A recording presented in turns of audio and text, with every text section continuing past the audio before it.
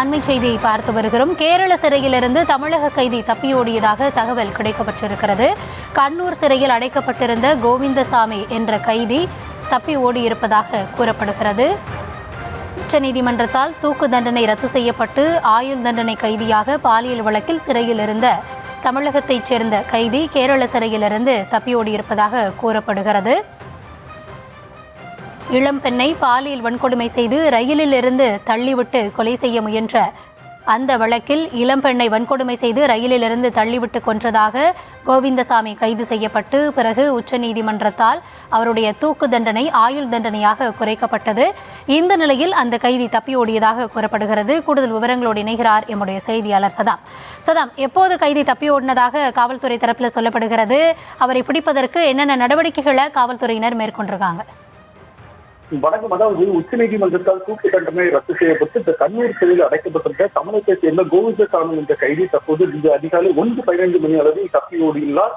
ஜெயிலில் தொடர்ந்து போலீசார் தேடுதல் இயக்கத்தில் ஈடுபட்டு வருகின்றனர். கடந்த 2011ஆம் ஆண்டு பிப்ரவரி மாதம் 1ஆம் தேதி கேரள மாநிலம் கொச்சியில் பணிபுரிந்த சௌமியா என்ற இளம்பெண் எர்ணாகுளத்திலிருந்து சொரனூர் ரயில் நிலையம் செல்லும் போது அவரை தமிழ்நாட்டின் குஜராத் அருகே சமத்துவபுரம் பகுதியை சேர்ந்த கோவிந்தசாமி என்பவர் பாலியல் பலாத்காரம் செய்து கொலை செய்து தண்டவாளத்தில் வீசினார்.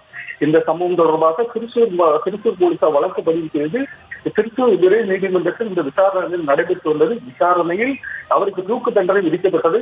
அதை எதிர்த்து கோவிந்தசாமி கேரள உயர்நீதிமன்றத்தில் மேல்முறையீடு செய்த நிலையில் தூக்கு தண்டனையை உறுதி செய்த பின்னர் தீர்ப்பளிக்கப்பட்டது.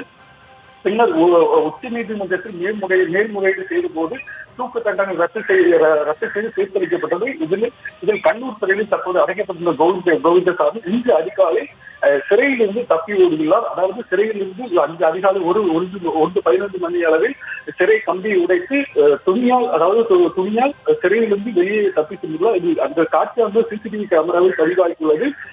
இந்த நிலையில் பலத்த பாதுகாப்பு சிறையில் இருந்து இந்த தப்பி ஓடிய நிலையில் கேரள மாநிலம் முழுவதும் போலீசார் உஷார்படுத்தப்பட்டு கோவிந்தசாமியை தேடி வருகின்றனர். அதே போல இவரை யாரேனும் கண்டால் இதற்கான ஒரு தொலைபேசி எண்களும் கொடுக்கப்பட்டுள்ளது.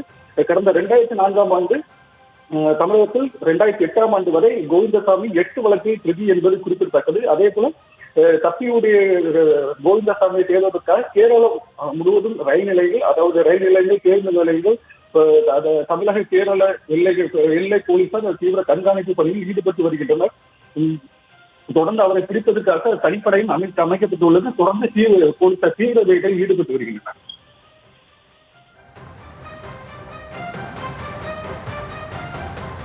விவரங்களுக்கு நன்றி சதா.